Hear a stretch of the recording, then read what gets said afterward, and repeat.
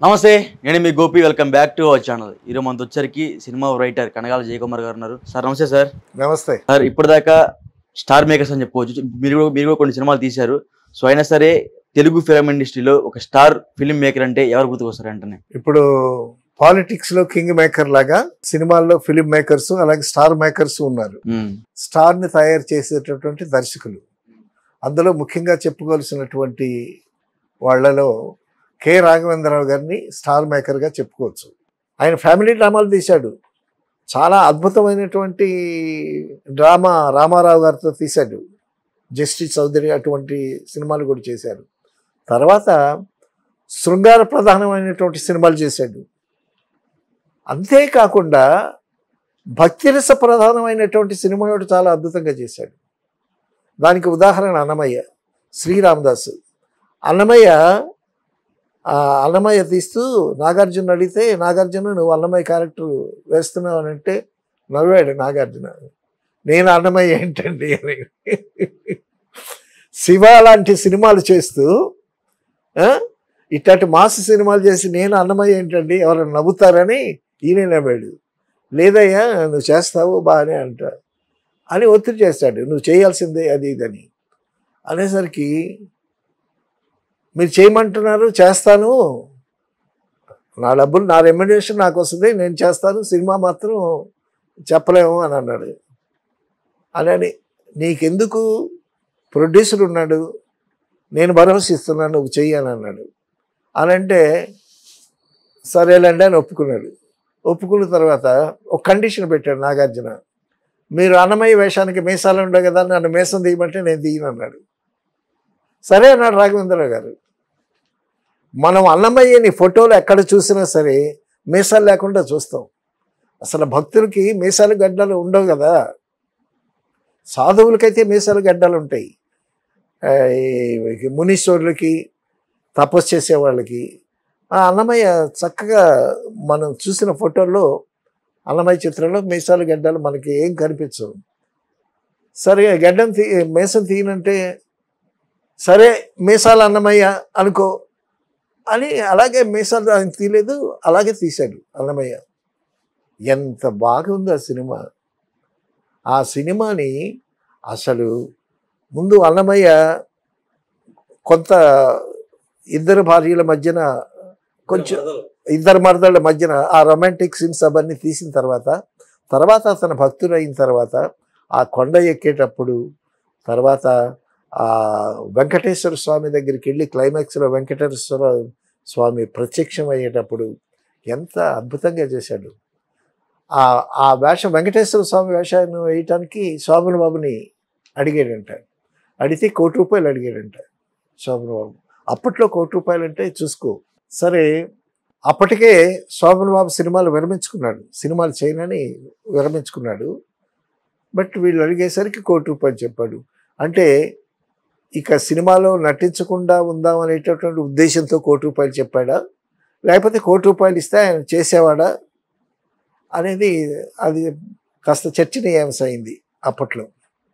So మొత్తానికి శోభన్ బాబుకు బదులు సుమన్ని పెట్టాడు. నాకు తెలిసి రాఘవేంద్రరావు గారి సినిమాల్లో సుమన్ యాక్ట్ చేయటం ఫస్ట్ టైం. అది సుమన్ యాక్ట్ చేయటం. ఆ సుమన్ను కూడా వెంకటేశ్వర స్వామి అంటే ఆ కిరీటము, ఆ భుజకీర్తులు, ఆ డ్రెస్సు, తర్వాత ఆ హోలీ లుక్ ఎంత అద్భుతంగా తీశాడు. దానికి కెమెరామెన్ విన్సెంట్ గారు, చాలా మలయాళి, చాలా అద్భుతమైనటువంటి సినిమాలు చేశాడు ఆయన. చాలా మైన్యూట్ డీటెయిల్స్ కూడా వర్కౌట్ చేస్తాడు ఆయన విన్సెంట్ గారు. ఆ వెంకటేశ్వర స్వామిని, ఆ విగ్రహాన్ని చూపించడం, నిజంగా దేవుడు దిగొచ్చాడా అని అంత పవిత్రంగా, అంత హోలీగా, అంత స్పిరిచువల్గా ఆ లైటింగ్ మరి ఎట్లా చేశాడో కానీ విన్సెంట్ గారు చాలా అద్భుతంగా చేశాడు. తర్వాత వెంకటేశ్వర స్వామి ప్రత్యక్షం అయిన తర్వాత ఆ అన్నమయ్య రాసినటువంటి తాళపత్ర గ్రంథాలన్నీ అవన్నీ ఆయన కాళ్ళ మీద వేసి అక్కడ పాడేటటువంటి పాట అసలు బాలసుబ్రహ్మణ్యం ఎంత అద్భుతంగా పాడాడు. అలసితి సొలసితి అని చాలా అద్భుతమైనటువంటి పాట. ఆ పాటకి బాలసుబ్రహ్మణ్యం అవార్డు కూడా వస్తుందని ఎక్స్పెక్ట్ చేశాడు. సో ఆ క్లైమాక్స్ దృశ్యాల్లో వెంకటేశ్వర స్వామి అంటాడు, అన్నమయ్య నీ పాట వినాలనుందయ్యా, నువ్వు పాడయ్యా అని అంటాడు. దేవుడు వచ్చి అన్నమయ్య అనే పాట పాడమనటం అసలు ఆ థాటే చాలా గమ్మత్తైన థాట్. ఇప్పుడు పాట పాడి దేవుడికి నివేదించుకుంటాం, దేవుడే వచ్చి నువ్వు పాడే పాట నా నోట వినాలనుందయ్యా, ఒక పాట పాడు. వెంకటేశ్వర స్వామి ప్రత్యక్షమయ్యి, వెంకటేశ్వర స్వామి దేవుడు కదా, ప్రత్యక్షమయ్యి అన్నమయ్యని పాట పాడమంటాడు. నీ పాట విని చాలా రోజులైందా, నువ్వు ఒకసారి పాడు వింటాను అని అంటే, అక్కడ క్లైమాక్స్ షూట్ చేసినటువంటి విధానం ఇప్పుడు చూసినా సరే చాలా అద్భుతంగా ఆ సన్నివేశాన్ని రాఘవేంద్రరావు గారు తీయగలడు, ఇంకెవరు తీయలేరు అని అనిపిస్తుంది. అన్నమయ్య తర్వాత శ్రీరామదాస్ అని తీశాడు, మళ్ళా నాగార్జున పెట్టి, నాగార్జున ఆల్రెడీ అన్నమయ్యకి అక్కడ ప్రూవ్ అయ్యాడు కాబట్టి మళ్ళా నాగార్జున్ని పెట్టి శ్రీరామదాస్ అని తీశాడు. ఆ రామదాసు జైల్లో బంధించబడ్డ తర్వాత అక్కడ చాలా బాగా యాక్ట్ చేశాడు నాగార్జున. యాక్ట్ చేశాడని చెప్పుకోవాలా, ఈయన యాక్ట్ చేయించాడని చెప్పుకోవాలా. సో మొత్తానికి దర్శకుని ప్రతిభ అలాగే ఆర్టిస్టు ప్రతిభ కూడా కలిసి ఆ సీన్లు బాగా రక్తి కట్టించాయి. అందులోనే నాగేశ్వరరావు గారి చేత ఒక క్యారెక్టర్ వేయించాడు. సో తండ్రి కొడుకులతో ఒక మంచి సినిమా తీశారు. అలాగా శృంగారపరమైనటువంటి కథలు, తర్వాత మంచి రామారావు గారితో మంచి ఛాలెంజింగ్ డ్రామా ఉండేటటువంటి సినిమాలు, అలాగే భక్తి సినిమాలు కూడా చూపించాడు. ఆయన స్పెషల్గా ఏంటంటే ఆయనకున్న పేరు ఆడియన్స్లో ఇండస్ట్రీలో కూడా హీరోయిన్ మాత్రం అద్భుతంగా చూపిస్తాడు, శ్రీదేవిని ఇంకా అద్భుతంగా చూపిస్తాడు. ఇప్పుడున్న శ్రీలీల కూడా బాగా అద్భుతంగా చూపించారు. ఫస్ట్ శ్రీ ఇప్పుడు ఆయన చేతిలో వచ్చినటువంటి శ్రీలీల ఇప్పుడు టాప్ హీరోయిన్ అయిపోయింది. తర్వాత శ్రీకాంత్తో పెళ్లి సందడి తీశాడు, మళ్ళీ శ్రీకాంత్ కొడుకుతో పెళ్లి డి అని తీశాడు. అందులో శ్రీలీల పరిచయం చేశాడు. పరిచయం చేస్తున్న శ్రీలీల ఇప్పుడు టాప్ హీరోయిన్ అయింది. రమ్యకృష్ణ, శ్రీదేవి వాళ్ళిద్దరూ ఆయన ఎదుటి చెప్పారు. శ్రీదేవి ఏమందంటే, నేను ఈ రోజున ఇలా ఉన్నానంటే బోని కపూర్ చెప్పాడంట, నువ్వు హిందీలో హిమ్మత్ వాళ్ళ సినిమా చేయకపోతే మన ఇద్దరం కలిసేవాళ్ళం కాదు, మన ఇద్దరికి 2 పిల్లలు పుట్టేవాళ్ళు కాదు, నువ్వు ఇక్కడ బాంబేలో టాప్ హీరోయిన్ అయ్యేదానివి కాదు అని అన్నాడు మా ఆయన. దానికి నేను ఈ స్థితిలో ఉండటానికి, ఇంత వైభవంగా నేను ఆర్టిస్ట్గా ఎదగటానికి కారణం రాఘవేంద్రరావు గారు అని శ్రీదేవి స్వయంగా చెప్పింది. అలాగే రమ్యకృష్ణ కూడా చెప్పింది. తర్వాత ఇప్పుడు అందరు హీరోయిన్లు ఈయన దగ్గర చేసిన వాళ్ళే, ఈయన చేతి మీద నుంచి పైకి వచ్చిన వాళ్ళే. అందులో శ్రీదేవితో పాటు జయప్రద కూడా. అయితే శ్రీదేవికి జయప్రద మాట్లాడుకోరంట, మరి వాళ్ళిద్దరి మధ్య ఏముందో మనకు తెలియదు. వాళ్ళిద్దరూ యాక్ట్ చేశారు. వాళ్ళిద్దరూ యాక్ట్ చేసేటప్పుడు వాళ్ళిద్దరు మాట్లాడుకోరు కదా, వాళ్ళిద్దరిని మీరు ఎట్టా హ్యాండిల్ చేశారని రమ్యకృష్ణ అడుగుతుంది రాఘవేంద్రరావుని. వాళ్ళిద్దరూ ఎడమొహం పెడమొహం ఉంటారు కదా, వాళ్ళిద్దరు మాట్లాడుకోరు కదా, మరి వాళ్ళిద్దరిని ఎట్టా హ్యాండిల్ చేశారు? వాళ్ళిద్దరూ కలిసినటువంటి సీన్లు కూడా ఉన్నాయి. ఒకానొక సందర్భంలో జయప్రద అంది, శ్రీదేవి ఈజ్ ఈగోయిస్ట్ అని. సరే, జయప్రదని శ్రీదేవి ఏమన్నదో మనం వెళ్ళలేదనుకో. సో హీరోయిన్లకి ఇప్పుడు హీరోల మధ్య నేను బాగా యాక్ట్ చేయాలి అనే కాంపిటేటివ్ స్పిరిట్ ఎట్లా ఉంటుందో, అలాగే హీరోయిన్స్ కూడా స్పిరిట్ ఉంటుంది కదా.